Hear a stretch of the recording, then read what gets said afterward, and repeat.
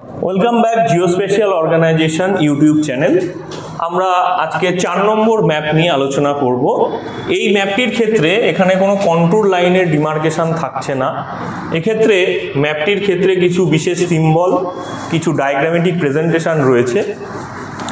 এই ম্যাপটি সম্পূর্ণভাবে এইভাবে প্রথমে ইন্ট্রোডাক্টরি কিছু বলার নেই, যদিও আমি এক্ষেত্রে কিছু জিনিস তোমাদের ক্ষেত্রে উল্লেখ করব। দেখো এখানে 14 ডিগ্রি উল্লেখ রয়েছে, এটা 45 ডিগ্রি, এটা 18 ডিগ্রি, এটা একটু প্রিন্টিং মিস্টেকের জন্য 180 ডিগ্রি লাগছে, কিন্তু এগুলো সব 18 ডিগ্রি। কিছু ভ্যালুয়েশন আছে যেগুলোকে এখানে হাইট হিসেবে দেখতে হবে, এবং কিছু ডাইমেনশন আছে যেগুলো এখানে লিথোলজিক্যালি মনে হচ্ছে কিছু একটা পড়ে রয়েছে, কারণ এখান থেকে দুটো নদী এসে মিশছে এবং একটি নদীতে পরিণত হয়ে নদীটি বেরিয়ে গেছে। সেকশন লাইন XY এর রেফারেন্সে আমাকে আঁকতে হবে। এখানে যে ডাইমেনশনগুলো ক্রিয়েট হয়েছে, তোমরা জিওলজিক্যাল ম্যাপ পড়ার সময় এগুলো মাথায় রাখবে। এই সিম্বলগুলোর মিনিং হচ্ছে আমরা প্রোফাইলটাকে ভার্টিক্যালি দেখি, সুতরাং ভার্টিক্যালি জয়েন করার ক্ষেত্র হিসেবে আমরা এই সিম্বলটা পাচ্ছি। এগুলো সম্পূর্ণটাই জিওলজিক্যাল স্টাডি করার সময় আমাদের শিখতে হয়েছে, সেই কারণে এগুলো রেফারেন্স হিসেবে তোমাদের আমি পরবর্তীতে যখন ড্রয়িংটা করাচ্ছি তখন সেটাকে ভালো করে খেয়াল করো। আমরা ভিডিওটির যে ড্রয়িং সেকশন, যেটি খুব ইম্পর্টেন্ট, সেই সেকশনটিকে ভালো লাগলে অবশ্যই কমেন্ট করো, শেয়ার, সাবস্ক্রাইব এবং বেল নোটিফিকেশান, অবশ্যই লাইক করা, এই জিনিসগুলো একটু করলে ভালো লাগে। সুতরাং তোমরা প্রত্যেকে সাথে থাকো, সঙ্গে থাকো, আর ভিডিওটিকে একটু ভালোবাসা দাও। তো আমরা এই 4 নম্বর ম্যাপটির ক্ষেত্রে যেটি দেখব, এখানে ম্যাপ নম্বর 8 সেটা নয়, আমার যে পরপর পার্ট আসছে সেখানে 4 নম্বর ম্যাপ। সেই অনুযায়ী আমরা যদি দেখি ম্যাপটির ক্ষেত্রে একটু সমস্যা বিষয় আগে বুঝে নিতে হবে।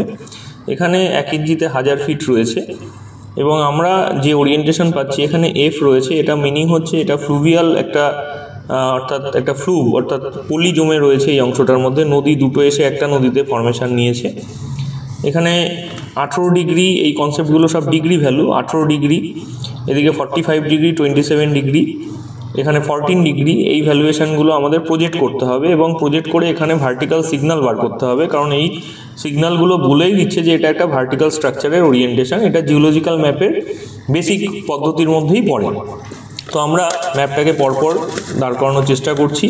দেখো এখানে আমাদের যে কন্ট্রোল ভ্যালুয়েশন নেই, সেই অনুযায়ী আমাদের 400, 500 এবং তাছাড়া এখানে রয়েছে হচ্ছে 400। এই ভ্যালুয়েশনগুলো কিন্তু আমাদের পরপর বসিয়ে নিতে হবে প্রোফাইল ড্র করার জন্য।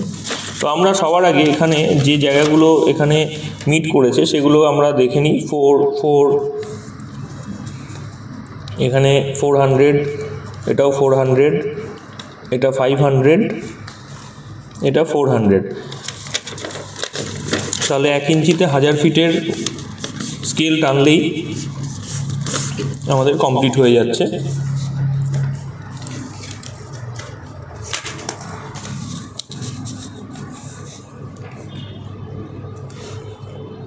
প্রথমে XY পয়েন্ট করলাম।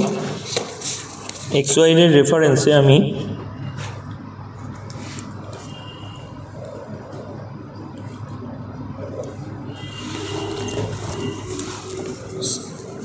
X এবং Y নাম দিলাম।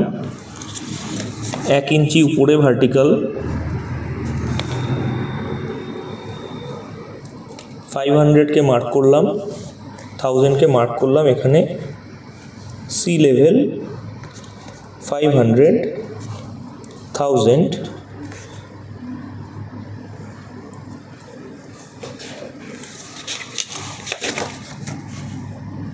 height in feet,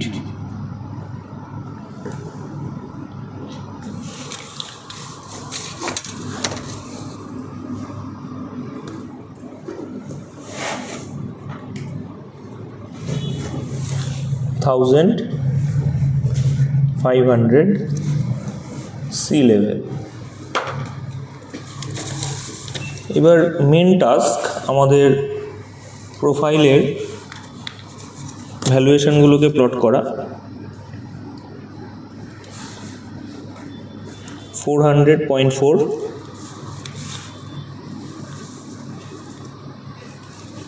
400.4, এখানে একটা 400 আছে 0.4, 500.5,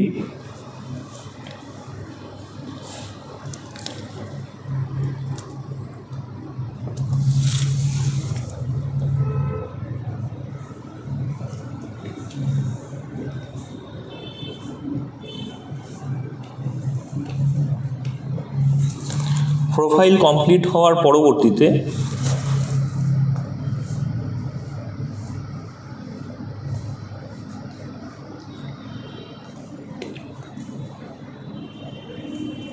ওয়ান ইঞ্চ টু 1000 ফিট এই ওরিয়েন্টেশন স্কেল অবশ্যই লিখতে হবে। এবার আমাদের পরবর্তী কাজ প্রজেক্ট। দেখো ফ্লুভিয়াল অর্থাৎ নির্দিষ্ট জায়গায় পলি জমেছে বলে আমরা এখানে ফ্রি হ্যান্ড মেথড অ্যাপ্লাই করব এবং এখানে এই যে ভ্যালুয়েশনগুলোকে আমরা এখানে বেডগুলোকে পাচ্ছি এ বি সি কে, এই তিনটে বেডকে সবার আগে ভার্টিক্যাল ড্র করব। কেন ভার্টিক্যাল? দেখো এখানে সিম্বল রয়েছে, এই সিম্বলটা জিওলজিক্যাল ম্যাপের ক্ষেত্রে ভার্টিক্যাল সিম্বল, কারণ যদি এই রকম পুরো প্যারালাল একই ধরনের প্লাস হয় তাহলে সেটা হরাইজন্টাল সিম্বল, এবং যদি এই রকম ভ্যালুয়েশন থাকে তাহলে বুঝতে হবে এটা ভার্টিক্যাল সিম্বলকে দেখাচ্ছে। তাহলে আমরা প্রথমেই এই তিনটেকে, সহজ জিনিস তিনটেকে, সেই তিনটেকে আগে ভার্টিক্যালি ড্র করব।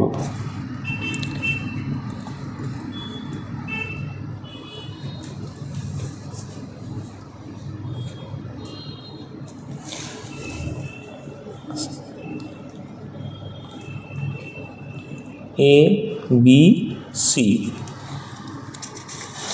এবার আমাদের 27 ডিগ্রি 27 ডিগ্রিতে দেখা যাচ্ছে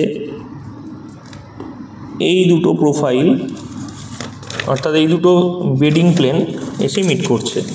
তাহলে 27-এর রেফারেন্সে আমি যে কোনো একটাকে এখানে তুললাম,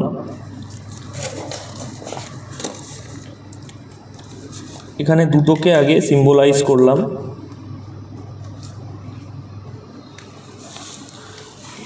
সেই অনুযায়ী আমি 0কে বসালাম, পয়েন্ট করলাম, 27কে মার্ক করলাম। এই অ্যাঙ্গেলটা আমি 27 লিখে দিলাম।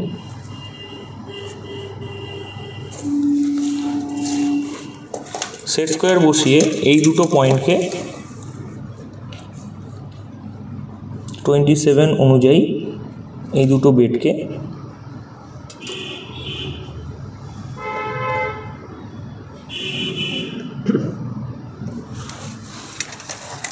এখানে তুললাম। তাহলে এখানে এই দুটো বেড যে পাওয়া যাচ্ছে 27-এর রেফারেন্সে, এবার দেখা যাচ্ছে এখানে এ এবং এপাশে এ, অর্থাৎ এ আর এ নিশ্চিত রূপে আমাদের বেড ফোল্ডের রেফারেন্স সিম্বলাইজ করছে। সেক্ষেত্রে এই দুটো 45 ডিগ্রিতে যে কোনো একটাকে আমি 45 ডিগ্রিতে নামাবো।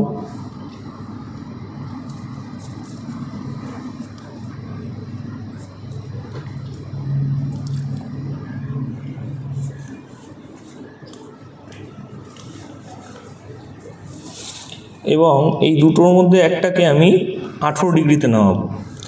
তাহলে 45 ডিগ্রি আগে মার্ক করব যে কোনো একটার।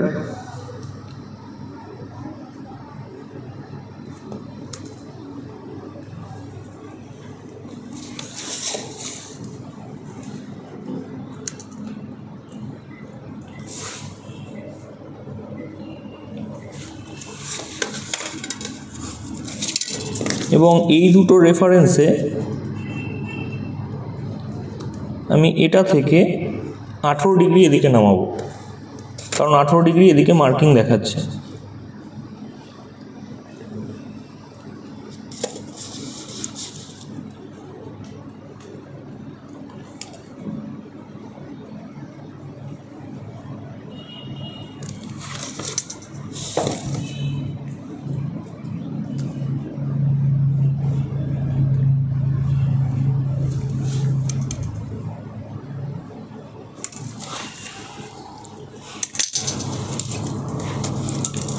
The most critical part,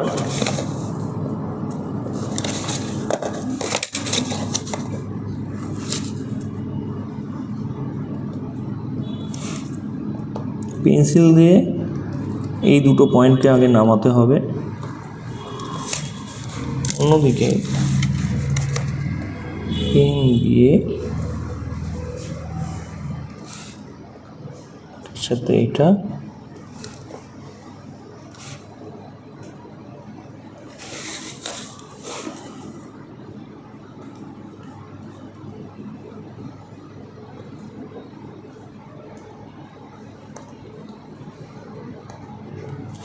connect করে আমরা ফোল্ডকে বার করলাম। তাহলে আমাদের এটা হয়ে যাচ্ছে এ, মাঝখানে পড়ে থাকছে ই, তাহলে এটা হলো ই। তাহলে আমাদের এই অংশটা হয়ে যাচ্ছে বি। এবার এ ই এইটুকু অংশ কমপ্লিট। এবার বি সি এই অংশটুকু দেখা যাচ্ছে এখানে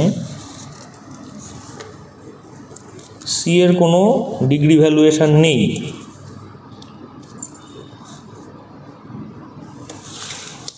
এখানে সি কে দেখো, সি কে কোনো ডিগ্রি ভ্যালুয়েশনে দিচ্ছে না। তাহলে আমাদের কি করণীয়?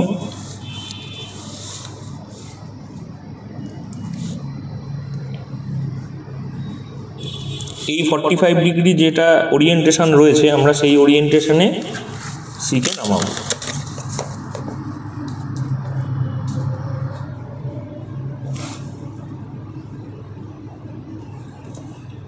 কারণ কাছে ওই ডিগ্রিটাই দেখাচ্ছে।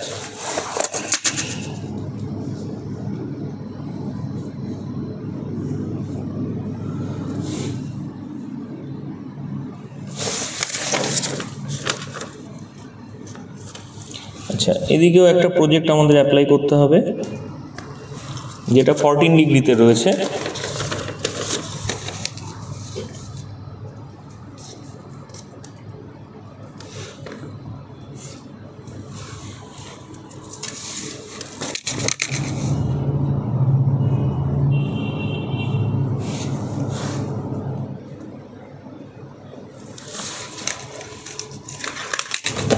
ডিগ্রি ভ্যালুয়েশন আমরা পেয়ে গেলাম।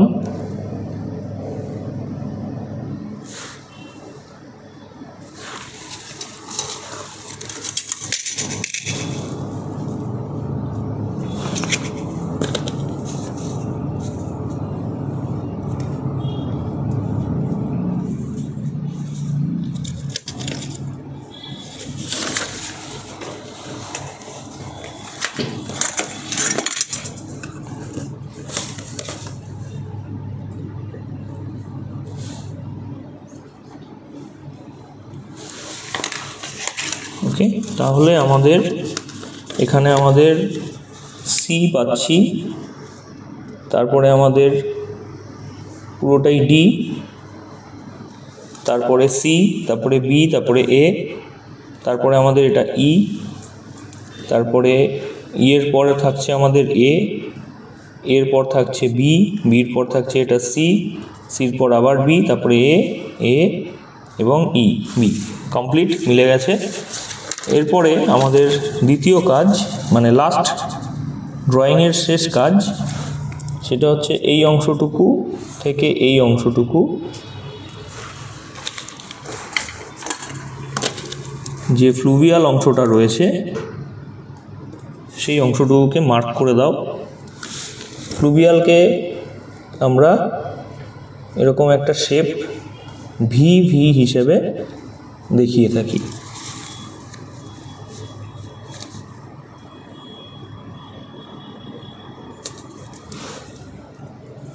এটা অ্যালুভিয়াল পড়ে রয়েছে, তার উপরে সেটা প্রকাশ করছে। তার মানে অ্যালুভিয়ালের নিচে আমাদের এগুলো চাপা পড়ে গেছে, সেটা বুঝতে সাহায্য করছে এই অংশটুকুকে, সেটা আমরা বোঝালাম। তো এই হচ্ছে আমাদের জিওলজিক্যাল ম্যাপ চার্ট। আমরা এখানে লিখব a representative geological profile along the line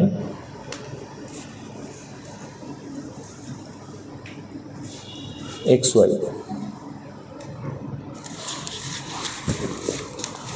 scale 1 ইঞ্চিতে 1000 ফিট, নর্থ লাইন। আমি ফার্দার আর এখানে ওরিয়েন্টেশনে জিওলজিক্যাল যে সিকোয়েন্স অফ রকবেড সেটা দেখাচ্ছি না। তোমরা অবশ্যই চ্যানেলকে সাবস্ক্রাইব করো, যদি ভিডিও ভালো লেগে থাকে কমেন্ট করো, লাইক করো এবং সবার সাথে শেয়ার করো, বন্ধুদেরকেও দেখাও। এবং যদি কোথাও মনে হয় যে স্যারের সাথে কোনো বিষয়ে আলোচনা করার আছে তোমরা অবশ্যই কমেন্ট করে জানাতে পারো। ধন্যবাদ।